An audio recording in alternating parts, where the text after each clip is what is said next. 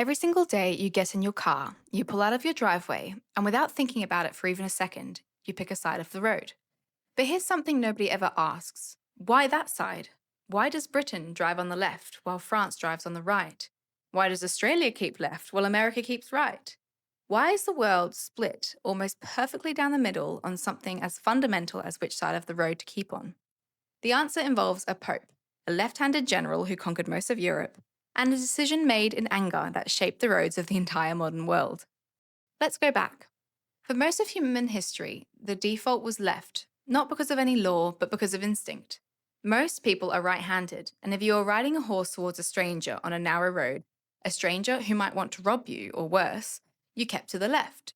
That way, your sword arm faced them so your dominant hand was ready. You could draw your weapon and defend yourself without crossing your body. It was practical and universal. In 1300, Pope Boniface VIII made it official. Pilgrims travelling to Rome were instructed to keep left. Left was the civilized way. And then Napoleon Bonaparte happened. Napoleon was left handed. In a world designed for right handed people, he did everything the other way round. He mounted his horse from the right. He held his sword in his left hand.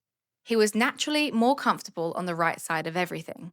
And when Napoleon started conquering Europe, he marched his armies on the right. Some historians argue that this was practical, it suited him. Others argue that it was deliberate, a power move, a way of saying the old world kept left and my world keeps right. Every country he conquered, every road his armies marched down, and every nation that fell under French control switched to the right. France, Germany, Poland, Spain, Italy, and the Netherlands all flipped. The countries that resisted Napoleon or were never conquered kept left. Britain kept left, Portugal kept left, and parts of the Austro-Hungarian Empire kept left. And here is the extraordinary thing. That decision, made by armies marching across Europe 200 years ago, is still visible on the roads today. Draw a map of every country that drives on the left. Then draw a map of every country that was never occupied by Napoleon, and they are almost identical. Britain kept left, and because they did, so did its empire. Australia drives on the left, India drives on the left, and South Africa also drive on the left. Japan, which was never part of the British Empire but was heavily influenced by British engineering when it built its railways, drive on the left also. And America? Well, America is a different story entirely. The United States adopted right hand traffic before Napoleon was even a factor. The reason was horses, specifically the enormous freight wagons that move goods across the American frontier, wagons pulled by teams of 4 to 6 horses. The driver sat on the left rear horse, which was the most powerful position to control the team.